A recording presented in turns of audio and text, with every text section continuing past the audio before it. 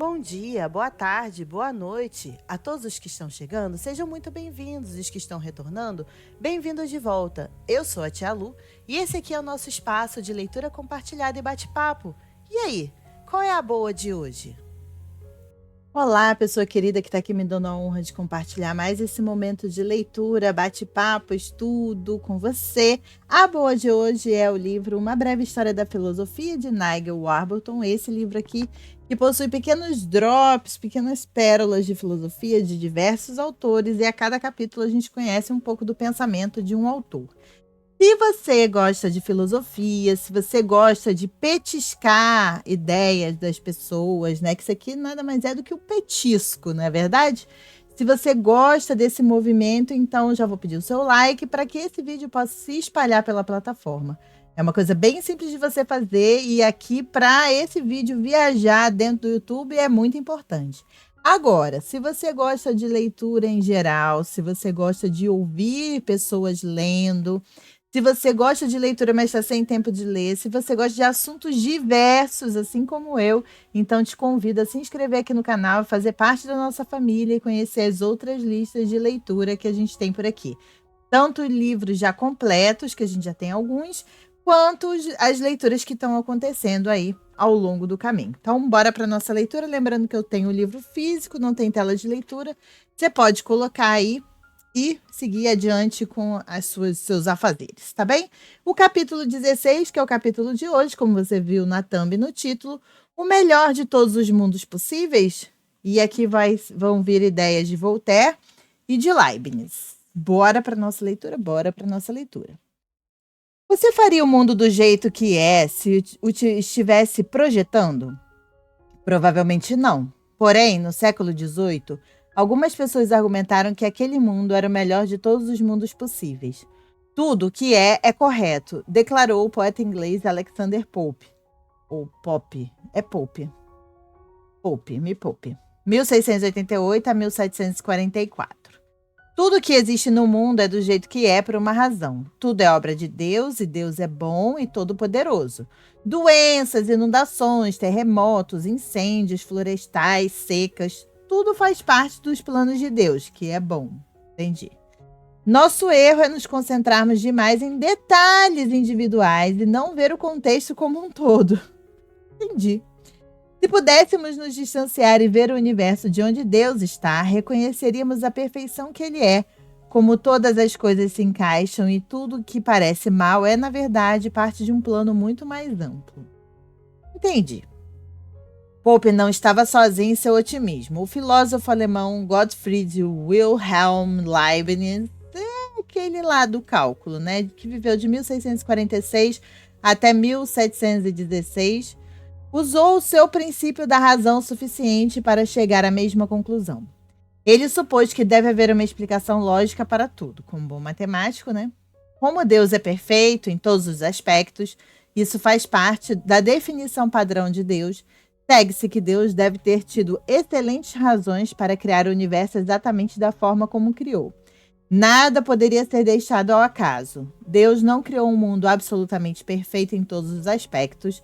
Isso tornaria o mundo o próprio Deus, pois Deus é a coisa mais perfeita que há ou pode haver. Mas ele deve ter feito o melhor dos mundos possíveis, o único com a mínima quantidade de mal necessário para obter esse resultado. Não poderia haver uma maneira melhor de juntar os pedaços do que esta. Nenhum projeto teria produzido mais bondade usando menos mal. François-Marie Arouet, que viveu de 1694 até 1778, mais conhecido como Voltaire, não via dessa maneira. Ele não se conformava de jeito nenhum com essa prova, entre aspas, de que tudo está indo bem.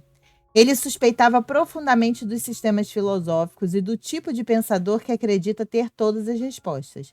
Esse dramaturgo, satírico, escritor de ficção e pensador ficou mais conhecido em toda a Europa por suas ideias francas.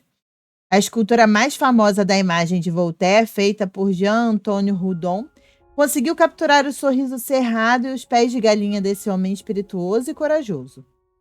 Defensor da liberdade de expressão e da tolerância religiosa, Voltaire foi uma figura controversa. Acredita-se, por exemplo, que ele tenha dito: "Não concordo com o que você diz, mas defenderei até a morte o seu direito de dizê-lo." Uma forte defesa do princípio de que até mesmo as ideias que detestamos merecem ser ouvidas. Na Europa do século XVIII, porém, a Igreja Católica controlava com rigidez o que podia ser publicado. Muitos dos livros e peças de Voltaire foram censurados e queimados em público, e ele chegou a ser preso na Bastilha, em Paris, por ter insultado um poderoso aristocrata. Mas nada disso o impediu de desafiar os preconceitos e as pretensões daqueles que o cercavam.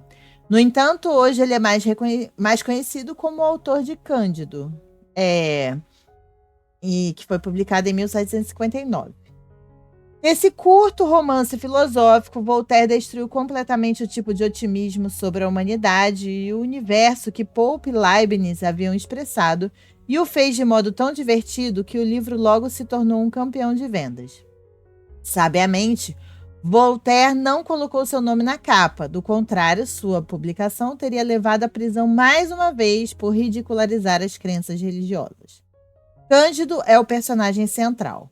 Seu nome sugere inocência e pureza. No início do livro, ele é um jovem serviçal que se apaixona desesperadamente pela filha do patrão, Cunegundes, mas é expulso do castelo do pai dela quando os dois são flagrados numa situação constrangedora. Você entendeu? Daí em diante, em uma narrativa rápida e muitas vezes fantástica, ele viaja por países reais e imaginários com seu tutor de filosofia, Dr. Pangloss, até que finalmente se reencontra com seu amor perdido, Cunegundes, embora ele esteja agora velha e feia. Em uma série de episódios cômicos, Cândido e Pangloss testemunham eventos terríveis e encontram pelo caminho diversos personagens que sofreram desgraças horrendas. Voltaire usa o tutor de filosofia, Pangloss, para expor uma versão caricaturada da filosofia de Leibniz, da qual zomba o escritor. Tudo o que acontece, seja desastre natural, tortura, guerra, estupro, perseguição religiosa ou escravidão, Pangloss trata como mais uma confirmação de que eles vivem no melhor dos mundos possíveis.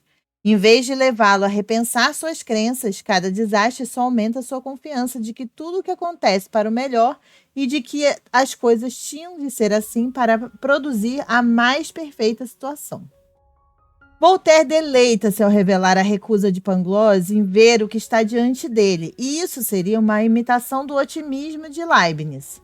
Mas, para fazer jus a Leibniz, sua ideia não era a de que o mal não acontece, mas sim a de que o mal existente era necessário para promover o melhor mundo possível. No entanto, Voltaire está sugerindo que há tanto mal no mundo que dificilmente seria possível que Leibniz estivesse certo.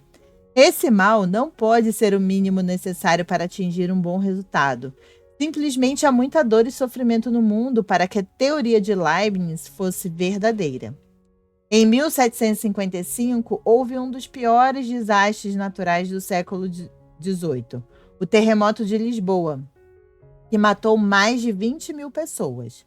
A cidade portuguesa foi devastada não só pelo terremoto, mas também pelo tsunami que veio em seguida e depois por incêndios que se alastraram por dias. O sofrimento e a perda de vidas chocou a crença de Voltaire em Deus. Ele não conseguia entender como um acontecimento como esse poderia fazer parte de um plano maior. A escala de sofrimento não fazia nenhum sentido para ele. Por que um bom Deus permite que isso aconteça? Ele tampouco conseguia entender por que Lisboa era o alvo, por que lá e não em outro lugar. Em um episódio-chave de Cândido, Voltaire usou essa tragédia real para ajudar a construir seus argumentos contra os otimistas. O barco dos viajantes naufraga perto de Lisboa em uma tempestade que mata quase todos a bordo.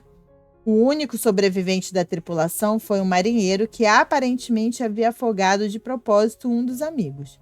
No entanto, apesar da óbvia falta de justiça nesse acontecimento, Pangloss ainda vê tudo o que acontece pelo filtro do seu otimismo filosófico. Ao chegar a Lisboa, logo depois que o terremoto devastara a cidade e deixara dezenas de milhares de pessoas mortas ou morrendo em volta dele, Pangloss continua de maneira absurda sustentando que está tudo bem.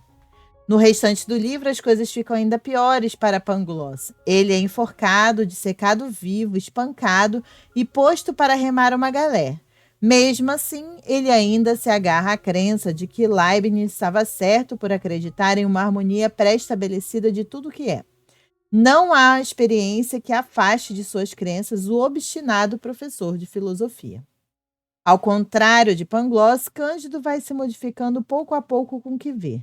Embora no início da jornada ele compartilhe das visões do professor, no final do livro suas experiências o tornam cético sobre toda a filosofia e ele opta por dar uma solução mais prática aos problemas da vida. Cândido e Cunegundes reconciliam-se e vivem juntos com Pangloss e vários outros personagens em uma pequena fazenda. Um dos personagens, Martinho, sugere que a única maneira de tornar a vida suportável é parar de filosofar e trabalhar. Pela primeira vez, eles começam a cooperar e cada um dá seguimento à atividade que melhor sabe executar.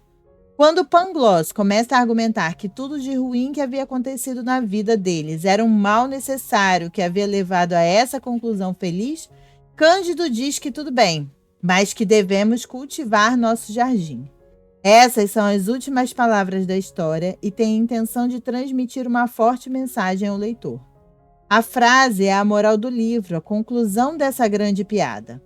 Em um nível da história, Cândido está simplesmente dizendo que eles precisam continuar com o trabalho na fazenda e precisam manter-se ocupados. Em um nível mais profundo, porém, cultivar nosso jardim para Voltaire é uma metáfora para fazer algo útil para a humanidade, em vez de simplesmente falar sobre questões filosóficas abstratas. Isso é o que os personagens do livro precisam fazer para florescer e ser felizes. Voltaire, no entanto, refere-se incisivamente não só ao que Cândido e seus amigos deveriam fazer, mas sim ao que todos nós devemos fazer. Voltaire era bem diferente dos outros filósofos por ser rico. Quando jovem, ele fez parte de um grupo que descobriu um problema no sistema de loteria do governo e comprou milhares de bilhetes premiados. Investiu de maneira ampla e enriqueceu ainda mais. Isso deu a ele a liberdade financeira para defender as causas em que acreditava. Acabar de vez com a injustiça era sua paixão. Um dos seus atos mais impressionantes foi defender a reputação de Jean Calas, que fora torturado e executado por supostamente ter matado o próprio filho. Calas era claramente inocente.